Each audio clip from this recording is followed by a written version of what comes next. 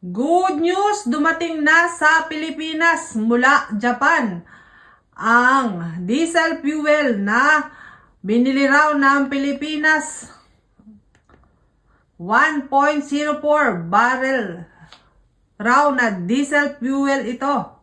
Ayan, bumahagi nga ang Pilipinas sa bansang Japan ng diesel fuel para matugunan ang pangangailangan ng mga mamamayan sa Pilipinas. Ayan, gumagawa din naman ng paraan ng gobyerno ng Pilipinas, Ayan, wag natin isisi lagi. Ayan, magkano rin ang kanilang ginastos rito para nga makabili ng ilang milyong barrel ng diesel fuel. Ayan.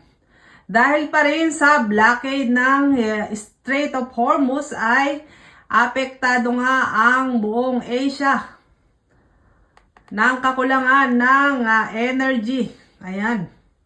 Kaya mabuti na lang at may mabuting loob, may mayamang kapitbahay ang Pilipinas, mayamang kapitbahay at mabait na kapitbahay na nagbahagi ng kanilang diesel fuel sa Pilipinas. Ay kung wala tayong mayamang kapitbahay, ang hirap kayang kumuha ng langis. Ayan. At sabi pa sa balita ay patuloy raw na nakikipag-ugnayan ng Japan sa pag-angkat ng langis sa may Russia dahil tinanggal na nga ni McDo ang sanksyon ng Russia ay nakakabahagi na or nakakabili na rin ang Japan sa bansang Russia.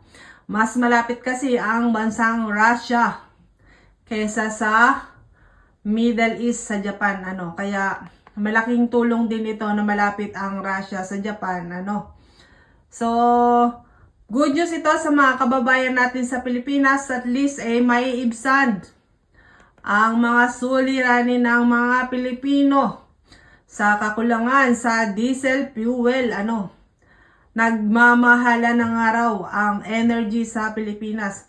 Wala kasing magagawa ang Pilipinas kasi hindi naman katulad ng Japan na maraming stockpile ang Pilipinas. Alam ko nasa 60 days na lang ang natitirang energy ng Pilipinas, So mabuti na lang nakaalalay ang bansang Japan sa Pilipinas at nagbahagi ng ilang